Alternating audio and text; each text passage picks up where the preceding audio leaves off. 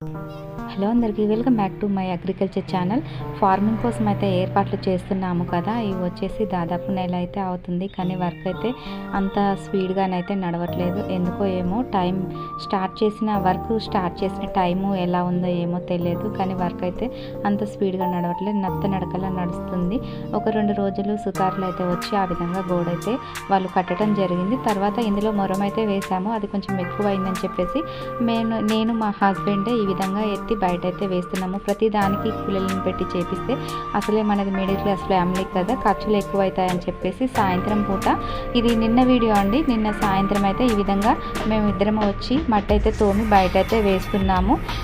ఈ విధంగా మట్టి వేసి తర్వాత ఇందులో కంకర అయితే వేయాలనుకుంటున్నాము. ఆ కంకర పని కూడా మేమే చేయాలనుకుంటున్నాము. ఎంతైనా కొంచెం ఖర్చు తక్కువ అవుతుంది అని చెప్పేసి మేమైతే ఈ విధంగా కష్టపడాల్సి వస్తుంది. ఫార్మింగ్ చేయాలనుకునే వాళ్ళకి ఇలాంటి ఇబ్బందులు వస్తూనే ఉంటాయి, కానీ తప్పదు కదా, చేయాలి.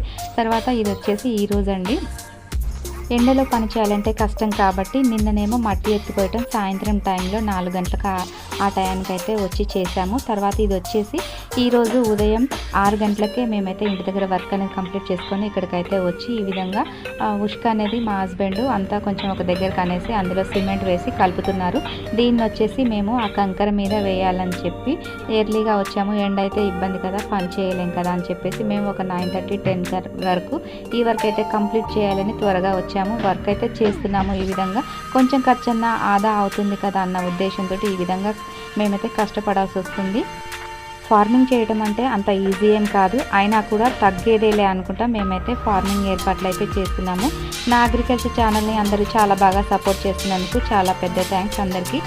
మీ అందరి సపోర్ట్, మీ అందరి దీవెనలు నాపై ఎప్పుడు ఇలాగే ఉండాలని మనస్ఫూర్తిగా కోరుకుంటూ ప్లీజ్ లైక్, షేర్, సబ్స్క్రైబ్.